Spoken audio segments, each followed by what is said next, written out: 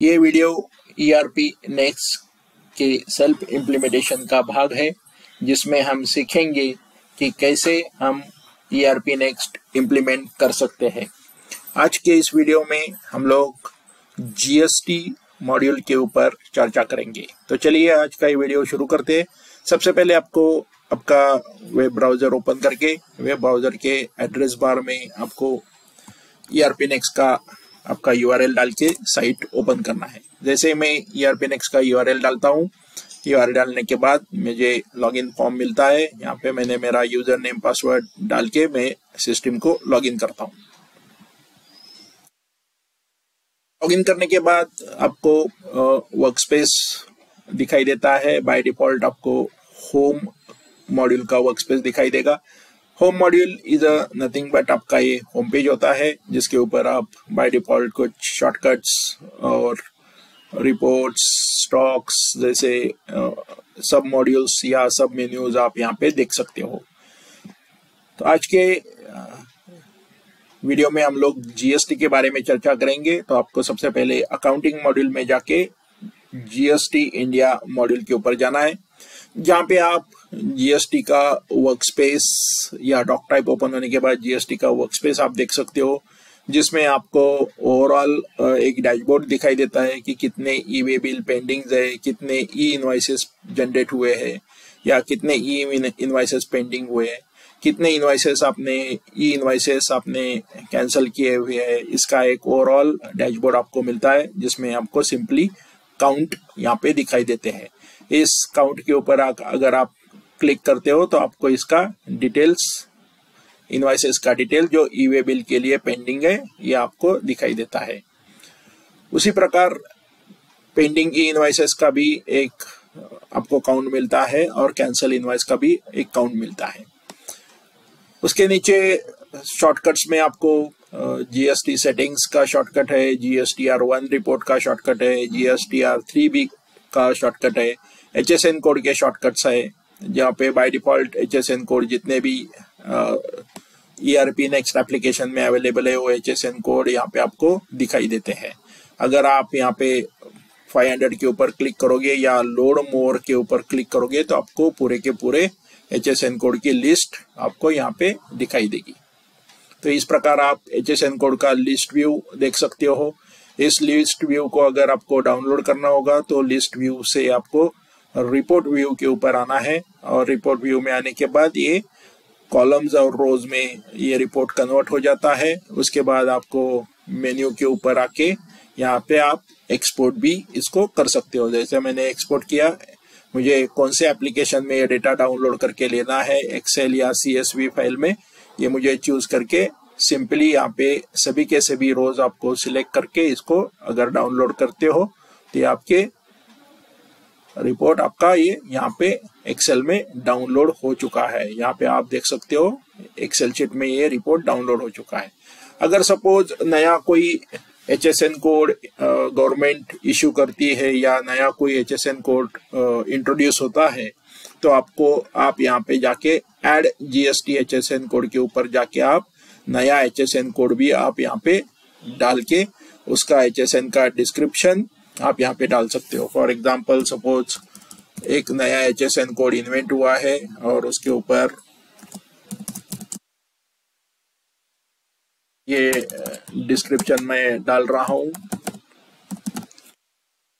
ये नया HSN code डाल दिया, यहाँ पे मैंने ये डिस्क्रिप्शन डाल दिया। डिस्क्रिप्शन डालने के बाद इसको इस HSN कोड के लिए कौन सा अप्रोप्रिएट टैक्स टेम्पलेट आपको अप्लाई करना है, वो आप टैक्स टेम्पलेट यहाँ पे ले सकते हो। सपोज ये 12% के अंडर का HSN कोड है, तो मैंने यहाँ पे 12% ले लिया, इन स्टेट कैटेगरी डाल दी और वैलिडिटी में डाल सकता हूँ। ये आपके चॉइस के ऊपर है, अगर आप डालना चाहते हो तो डाल सकते हो, नहीं डालना चाहते हो तो नहीं डाल सकते हो। तो ये सब इंफॉर्मेशन डालने के बाद इस HSN कोड को हम लोग सेव करेंगे। ऐसे होने के बाद आपका HSN कोड जनरेट हो चुका है। आप HSN कोड के हिस्ट्री में जाके इसका HSN कोड आप देख सकते हो। तो इस प्रकार आप HSN कोड का डिटेल आप देख सकते हो। यहाँ पे हमारा HSN कोड आ चुका है जो हमने अभी क्रिएट किया था। 4x01 ये मेरा नया HSN कोड इन्वेंट हुआ था, इंट्रोड्यूस हुआ था, तो मैंने यहाँ पे हमारे ERP सिस्टम में इसको ऐड किया है। यहीं से आप इस रिपोर्ट को अगर आपको कैंसिल होता है तो आप यहीं से एक्शन में जाके इस रिपोर्ट को आप एडिट या डिसेबल भी आप कर सकते हो। फॉर एग्जांपल अगर HSN कोड अगर गवर्नमेंट ने इनएक्टिव कर दिया तो आप यहाँ पे जाके इसको आप इसमें जाके आप इसको डीएक्टिवेट भी कर सकते हो। तो आपको HSN कोड में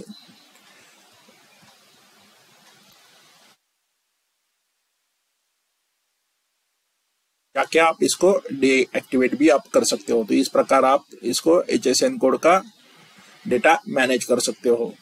उसके साथ साथ GST सेटिंग्स में आपके कंपनी के अनुसार आप GST सेटिंग्स भी आप कर सकते हो।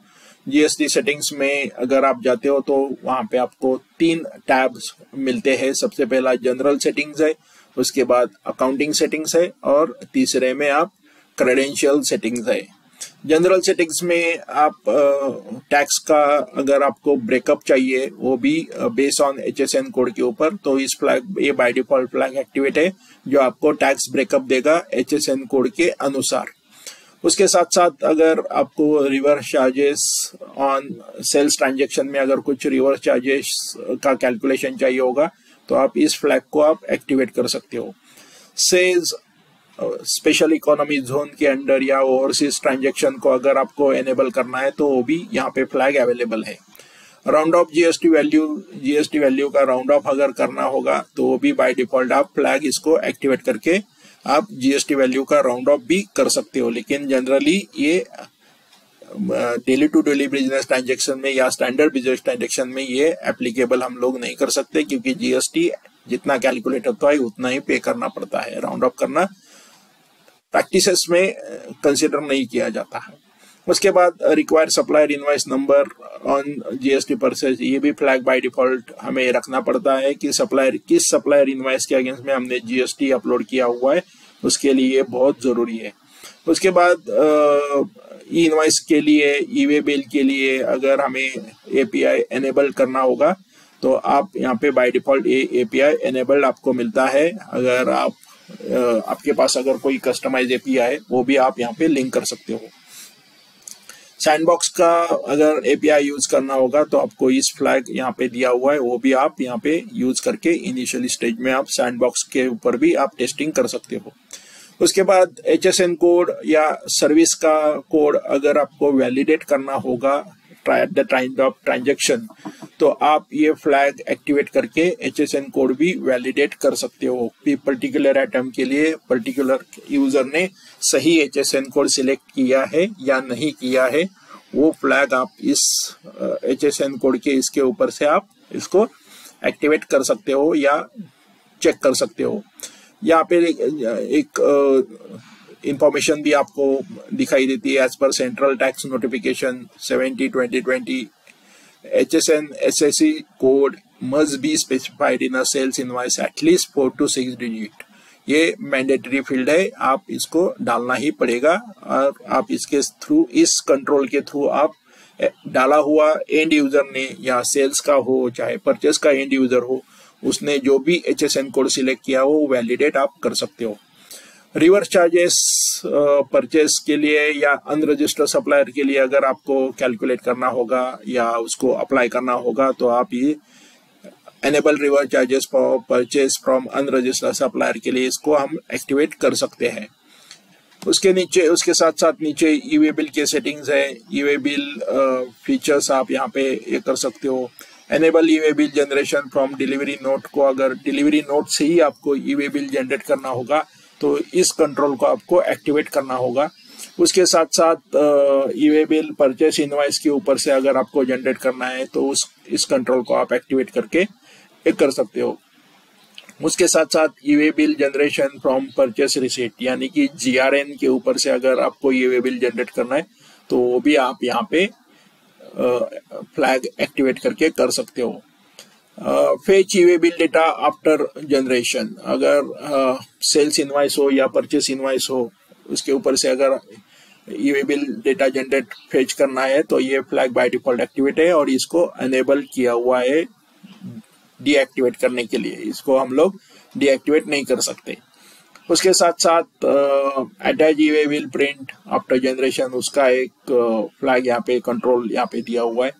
ई इनवॉइसिंग अगर आपको एनेबल करना है तो ये फ्लैग आप एक्टिवेट कर सकते हो, जिससे आप ई इनवॉइसेस जनरेट कर पाओगे। उसके साथ साथ automatically generate e-way bill invoice, e-way bill on submission, invoice submission, ये भी फ्लैग यहाँ पे आप चेक अनचेक करके, जैसे मैं इनवॉइस सबमिट करता हूँ तो मेरा ऑटोमेटिकली ई-वे बिल भी जनरेट हो जाना चाहिए, क्योंकि एपीआई ऑलरेडी कनेक्टेड है। तो अगर ये फ्लैग आप एक्टिवेट करते हो तो आपका ई-वे बिल भी ऑटोमेटिकली जनरेट हो जाएगा। उसके साथ साथ यहाँ पे ई-वे बिल का अमाउंट यहाँ पे दिया हुआ है।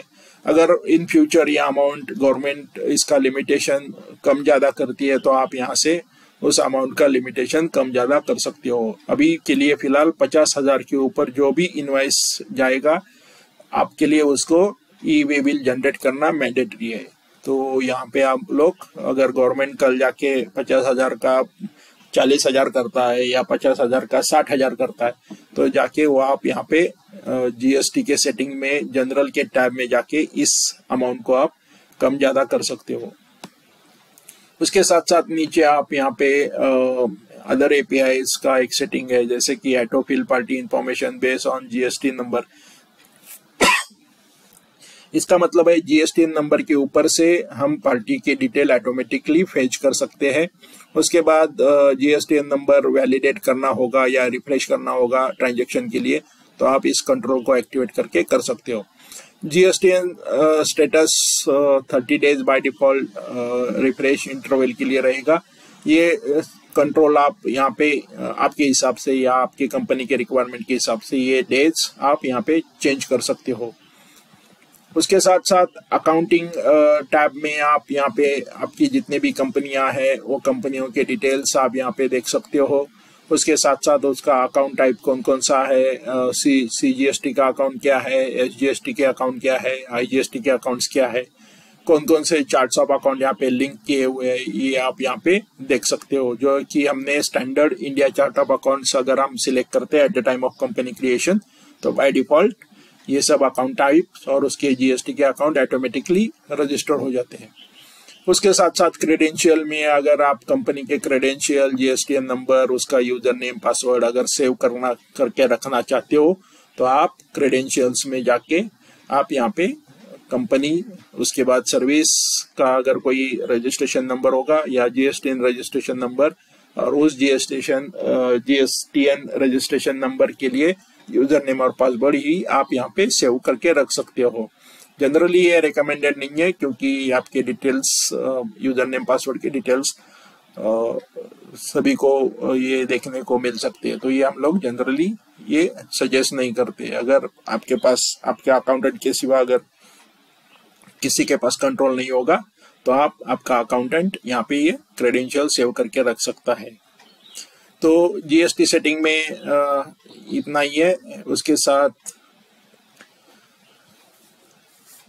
जीएसटी के मॉड्यूल में रिपोर्ट्स और मास्टर में आप यहाँ पे नीचे अलग अलग रिपोर्ट्स आप जनरेट कर सकते हो, जैसे कि सेल और परचेस रिपोर्ट्स में जीएसटीएल का सेल रजिस्टर आप यहाँ पे देख सकते हो।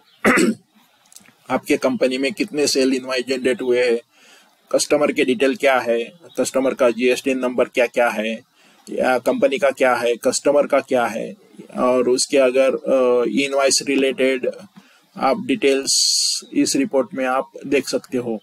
और बेसिस ऑन दैट कि मेरा टैक्स का अमाउंट कितना है, नेट अमाउंट कितना है, फिर आउटपुट टैक्स कितना है, इनपुट टैक्स कितना है, ग्रैंड टोटल कितना है, ये सब रिपोर्ट्स आप इस जीएसटी सेल्स रजिस्टर में आप देख सकते हो। सिमिलरली जीएसटी मॉड्यूल में सेल के साथ साथ परचेस रजिस्टर भी आप जनरेट करके ऑटोमेटिकली परचेस रजिस्टर जनरेट होता है। ये दोनों रिपोर्ट्स ऑटोमेटिकली जनरेट होता है जब हम लोग चार्ट ऑफ अकाउंट सेट करते हैं at the time of company creation. आपको मैन्युअली या कुछ जनरेट करने की या मैन्युअली कुछ अलग से रिपोर्ट जनरेट करने की कोई आवश्यकता नहीं है। ये जीएसटी कंप्लायंस के अंडर अगर होगा, इंडिया कंप्लायंस के अंडर, ये ऑटोमेटिकली ये चार्ट्स, ये रिपोर्ट्स सेल रजिस्टर हो या परचेस रजिस्टर हो जीएसटी के, ये जनरेट हो जाते हैं। उसके बाद एटम वाइज सेल रजिस्टर या एटम वाइज परचेस रजिस्टर आप जनरेट कर सकते हो, जिसमें आपका एटम कोड है, एटम नेम है, एटम ग्रुप्स है, उसके बाद डिस्क्रिप्शंस है। और ये रिपोर्ट आप, जैसे मैंने पहले भी बाइंग और सेलिंग मॉड्यूल में कहा है कि आप अपने हिसाब से खुद आप कस्टमाइज कर सकते हो। उसके लिए आपको यहाँ पे मेन्यू में जाके आपको इस रिपोर्ट में अगर कौन से एडिशनल कॉलम चाहिए तो आप यहाँ पे ऐड कॉलम बटन के ऊपर क्लिक करके आपको कौन से डॉक टाइप से रिपोर्ट फील्ड चाहिए वो डॉक टाइप आप सिलेक्ट कर सकते हो। जैसे कि मैंने एटम कोड ले लिया, एटम कोड के ऊपर में जाए कौन सा फील्ड चाहिए, सपोज फॉर एग्जांपल मुझे टैरिफ नंबर या कस्टम टैरिफ नंबर चाहिए होगा, तो मैं यहाँ पे ये फील्ड ले सकता हूँ। और मुझे कौन से कॉलम के बाद इसको इंसर्ट करना है वो भी मैं यहाँ पे कॉलम नेम भी मैं सिलेक्ट कर सकता हूँ। और मैं सबमिट करने के बाद ये मेरा कस्टम टैरिफ नंबर का कॉलम यहाँ पे एटम कोड के बाद ऐड हो चुका है, यहाँ पे आप देख सकते हो। और इसको आप यहीं से असेंडिंग डिसेंडिंग ऑर्डर में भी आप इसको सॉर्ट कर सकते हो। अगर रिमूव करना होगा तो आप यहाँ पे भी यहीं से भी ये कॉलम रिमूव कर सकते हो, तो मेरा कॉलम यहाँ से रिमूव हो जाए। इतना आसान तरीके से आप आपका रिपोर्ट कस्टमाइज कर सकते हो। उसके साथ साथ एटम वाइज सेल रजिस्टर के साथ साथ आप जीएसटी के इसमें एटम वाइज परचेस रजिस्टर भी आप देख सकते हो कि कंपनी में ड्यूरिंग द पीरियड 1 दिसंबर से 31 दिसंबर तक मैंने क्या क्या परचेसिंग किया हुआ है। ये डेट रेंज आप ईयरली, क्वार्टरली, हाफ ईयरली, आप जिस तरीके से चाहिए उस तरीके से डेट रेंज डाल के आप यहाँ पे ये रिपोर्ट जनरेट कर सकते हो। सिमिलरली परचेस में आप अगर देखोगे, जैसे हमने सेल रजिस्टर देखा था वैसे आइटम वाइज का परचेस रजिस्टर है। और इसके ऊपर आप ग्रुप के ऊपर अगर आपने क्लिक किया तो ये ग्रुप के ऊपर भी रिपोर्ट फिल्टर हो सकता है। तो जैसे मैंने ये जनरल ग्रुप का इंफॉर्मेशन आपको यहाँ पे मिल सकता है कि ये मेरा आइटम ग्रुप क्या है, उसका डिफॉल्ट कंपनी कौन सी है, उसके नीचे टैक्सेस कौन से है, ये सब इंफॉर्मेशन आपको इस रिपोर्ट के ऊपर से आपको मिल सकती है। परचेस रजिस्टर में अगेन आइटम कोड वाइज है, आइटम नेम है, आइटम का ग्रुप है, आइटम का डिस्क्रिप्शन है, फिर आगे जाके कंपनी का जीएसटीएन नंबर और साथ साथ सप्लायर का जीएसटीएन नंबर, ये सब यहाँ पे आपको देखने को मिलता है। तो इसके ऊपर ये भी रिपोर्ट आप आपके हिसाब से जैसे चाहिए वैसे ऐड कॉलम करके कस्टमाइज कर सकते हो।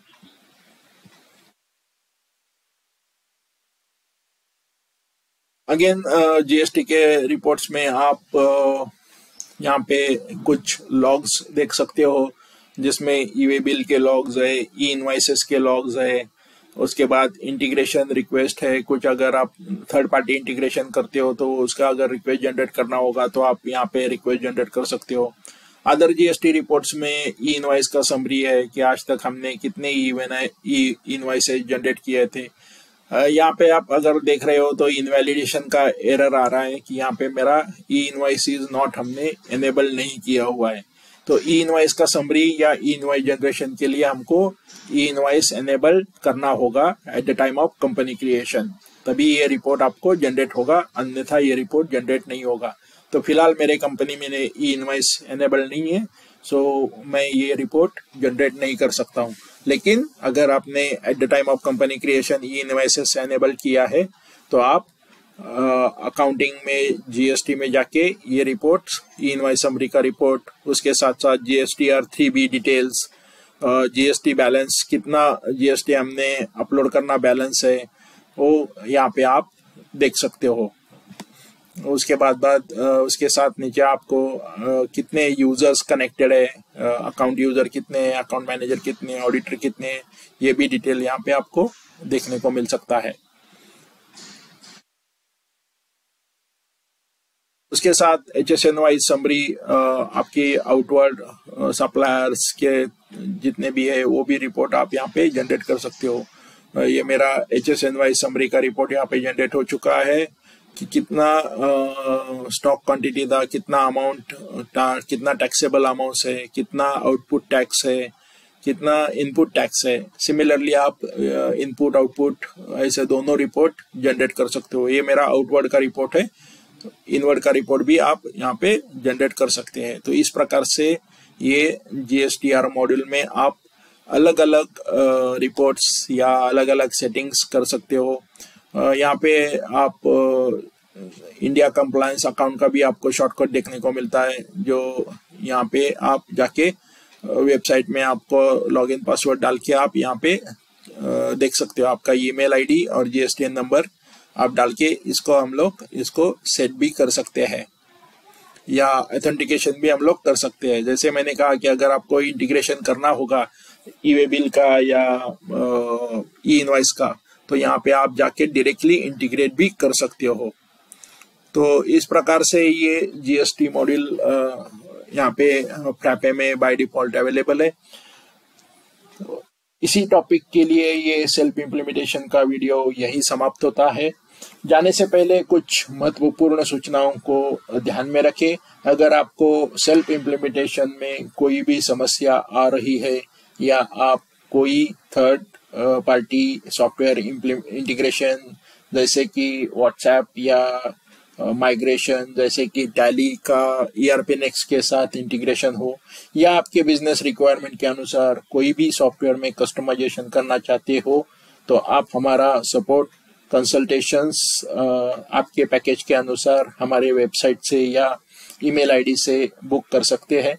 ईमेल आईडी है ERPNEXT यानी कि ERPnext@filean FILEIAN.com। ये वीडियो फाइलियन वेंचर्स प्राइवेट लिमिटेड के कॉपीराइट्स और ओनरशिप एक्ट के अंदर बना हुआ है, जो सिर्फ उनके ग्राहक इस्तेमाल कर सकते हैं। इस वीडियो को डाउनलोड करना या गैर इस्तेमाल करना गैर कानूनी है। फाइलियन वेंचर्स प्राइवेट लिमिटेड एक CMMI level 3 ISO and DIPP certified company है, जिसका मिशन है भारत में MSME बिजनेसेस को कम से कम पैसों में टेक्नोलॉजी उपलब्ध कराना, जैसे ERP सॉफ्टवेयर। आपका दिन शुभ हो। धन्यवाद।